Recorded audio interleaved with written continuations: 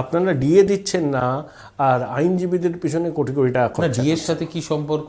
DA এর সাথে DA আটকাতে রাজ্য সরকার গেছে সুপ্রিম কোর্টে। অবশ্যই কেন যাবে? আপনাকে বলে দিই যে যে আন্দোলন ডিএ এর জন্য হচ্ছে সম্পূর্ণ মিথ্যে একটা আন্দোলন চলছে। তার কারণ এটা সবটাই করছে সিপিএম এর কোঅর্ডিনেশন কমিটি থেকে। কারণ 2020 সালে 1 জানুয়ারি ষষ্ঠ বেতন কমিশন অনুযায়ী যে মাইনের যে বৃদ্ধি ঘটেছিল, আপনি 2 জানুয়ারি 2020 সালের পেপার খুঁজবেন, দেখে নেবেন।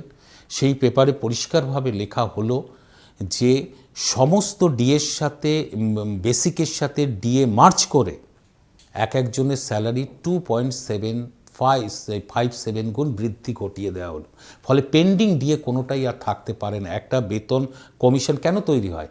বেতন কমিশন তৈরি হয় এই কারণে যে জিনিস বেতন কমিশনের যে সুপারিশ ছিল বামফ্রন্ট সরকার লেটার এন্ড স্পিরিটে সেটা অ্যাকসেপ্ট করেছে। আপনি কি জানেন ডিএ কিন্তু কর্মচারীদের অধিকার। হ্যাঁ, এবার আপনাকে কথা বলি। 5th বেতন কমিশন অনুযায়ী 2009 হলো, সেটা লাগু হলো করতো 10-এ। সেই বেতন কমিশন যে বেতন কমিশন মানে একটা বেতনের একটা সার্বিক পুনর্গঠন করা। কারণ বর্তমান বাজার দর অনুযায়ী, প্রাইস ইন্ডেক্স অনুযায়ী তার জীবনযাত্রার যাতে মান বজায় থাকে, এটা করা। সেখানে 5th বেতন কমিশনও যখন তৈরি হলো তখনও বামফ্রন্টের যা পেন্ডিং দিয়েছিল কোনোটার বাকি থাকে না। তেমনি ষষ্ঠ বেতন কমিশন যখন হলো তখন যত ডিএ ছিল সেটা বেসিকের সাথে মার্চ করেই কিন্তু 2.5 গুণের বেশি মাইনে বেড়ে গিয়েছিল।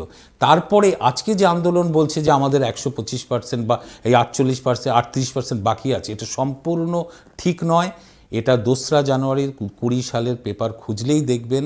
আমি এখনো দেখাতে পারি। কলকাতা হাইকোর্টের ডিভিশন বেঞ্চ তারপরে আমরা আবার ডিএ দেওয়ার দান নয়, কর্মচারীদের অধিকার। না, আবার এটাও আছে যে আবার কোর্টের আবার রায় আছে যে ডিএ হচ্ছে সরকার যেরকম মনে করে। ওটা 1954 সালের সব জানতা জ্যাঠামশাই অরুণাভ ঘোষ তুলেছিল, ধরে নিলাম। কিন্তু তারপরে অনেক আমি ধরে নিলাম, কিন্তু আমি যে পয়েন্টটা বলছি যে 20 সালের আগের কোনো ডিএ আর বাকি নেই। আমি আপনাকে পেপার দেখাচ্ছি, আমি তখনকার পেপার দেখাচ্ছি। বেসিকের সাথে ডিএ মার্চ করেই বেতন কাঠামোটা তৈরি হলো এবং 2.57 গুণ মাইনে বেড়ে গেল। যার মাইনে 20-22 হাজার ছিল সেটা 40 পার হয়ে গিয়েছিল, 40-45, সবাই জানে সেটা। এবং তারপরেও আমরা 3% দিয়ে আবার এই সম্প্রতি 3-6 এই 3 বছরের মধ্যে আরও 6% দিয়ে মমতা বন্দ্যোপাধ্যায় দিয়ে দিলেন। তো সেখানে তো বাকি থাকার কথা নয়। এরা বলছে সেন্ট্রাল গভর্নমেন্টের মতো হবে। সেন্ট্রাল গভর্নমেন্টের পে স্কেল ব্যাপারটা সম্পূর্ণ আলাদা। এটা একটা রাজ্য সরকারের মতো হয় না। আর আমরা যেহেতু ষষ্ঠ বেতন কমিশন তৈরি করে পেমেন্ট করে হিমন্ত বিশ্ব শর্মা 42% দিয়ে দিচ্ছে। হোক না, আমি দিয়ে দিয়েছি সবটা। আমার ষষ্ঠ বেতন কাঠামো যে তৈরি হয়েছিল সেখানে পেন্ডিং বিয়ে যোগ করে তবে মাইনেটা অত বেড়েছিল। আর সরকারি কর্মচারীরা চোর নয়, এ তো ক্ষমা চাওয়া উচিত মুখ্যমন্ত্রী।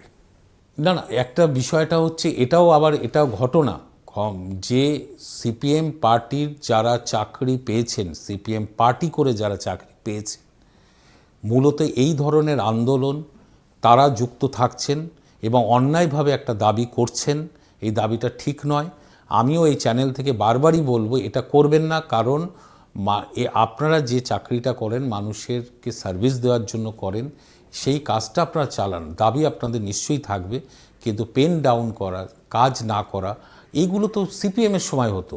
এক সময় জ্যোতি বসুকে বলতে হয়েছিল যে আমি কাজ করতে কাকে বলবো, আমি কি ফাঁকা চেয়ারকে বলবো, টেবিলকে বলবো? এই সংস্কৃতি বামফ্রন্ট তৈরি করেছিল নিজেরাই। কারণ চাকরি দিয়েছিল পার্টির ক্যাডারদের, তারা কাজ করতো না, মিটিং মিছিল করতো। জ্যোতিবাবুকে বলতে হলো। তো 11 সালের পর থেকে একটা সংস্কৃতি মমতা বন্দ্যোপাধ্যায় ফিরিয়ে আনিয়ে এলেন এবং সেটাকে আজকে বিঘ্নিত করার চেষ্টা সিপিএম পার্টি করছে। কারণ সিপিএম পার্টি এখন জেগে উঠেছে। কারণ তারা 19 সাল 21 সাল পর্যন্ত বিজেপিকে ভোটটা হস্তান্তর করে বিজেপিকে এগিয়ে দিয়েছিল। যে বিজেপি যদি পাওয়ারে আসে, ভালো করে বুঝবেন যে তৃণমূলকে আমরা হারাতে পারবো না। কেন পারবো না? কারণ তৃণমূল আমাদের মুখের ভাষা মমতা বন্দ্যোপাধ্যায় কেড়ে নিয়েছে। আমরা গরিব মানুষের কথা বলি, কাজ করি আর না করি, মমতা বন্দ্যোপাধ্যায় বামেদের থেকে বেশি বাম। ফলে মমতা বন্দ্যোপাধ্যায়কে আক্রমণ করা বা হারানো শক্ত। ওর থেকে যদি একটা অসুস্থ দলকে পাওয়ারে ঢুকিয়ে দেওয়া যায় বাংলার বুকে, যার বিরুদ্ধে আমরা সরাসরি লড়তে পারবো, সেটা হচ্ছে বিজেপি।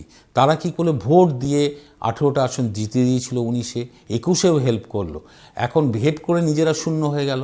বাংলায় একটা এমন দল ঢুকে পড়লো যে দল ধর্মীয় ভেদাভেদ তৈরি করছে, মানুষের মধ্যে ঘৃণা ছড়াচ্ছে, বিদ্বেষ ছড়াচ্ছে। আজকে এটার দায়ী হচ্ছে সিপিএম পার্টি। আজকে সিপিএম পার্টি লড়ার চেষ্টা করছে